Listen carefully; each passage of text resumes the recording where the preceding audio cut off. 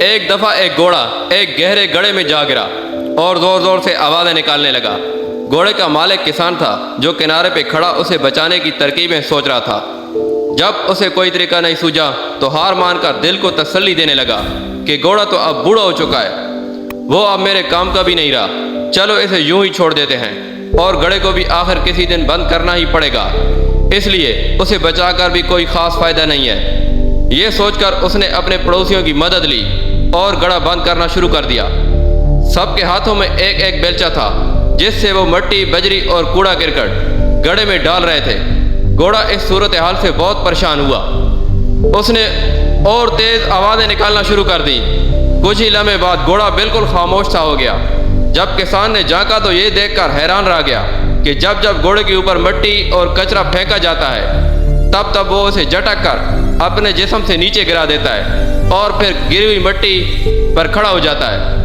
یہ سلسلہ کافی دیر تک چلتا رہا۔ کسان اپنے پڑوسیوں کے ساتھ مل کر مٹی اور کچرا پھینکتا رہا اور گھوڑا اسے اپنے بدن سے ہٹا ہٹا کر اوپر آتا گیا اور دیکھتے ہی دیکھتے اوپر تک پہنچ گیا اور باہر نکل آیا۔ یہ منظر دیکھ کر کسان اور اس کے پڑوسی سکتے میں آ گئے۔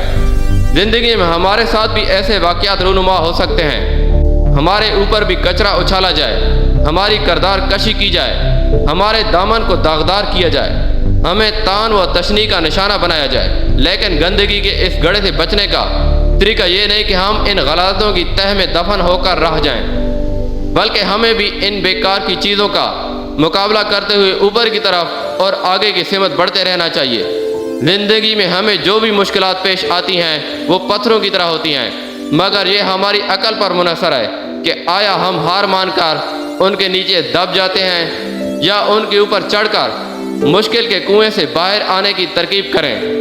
خاک ڈالنے والے ڈالتے رہیں، مگر آپ پرعزم انسان بن کر خاک کو پاؤں تلے روند کر کامیابی کی طرف بڑھتے رہیں۔ اگر ویڈیو پسند آئی تو چینل کو سبسکرائب کر دیں۔ شکریہ۔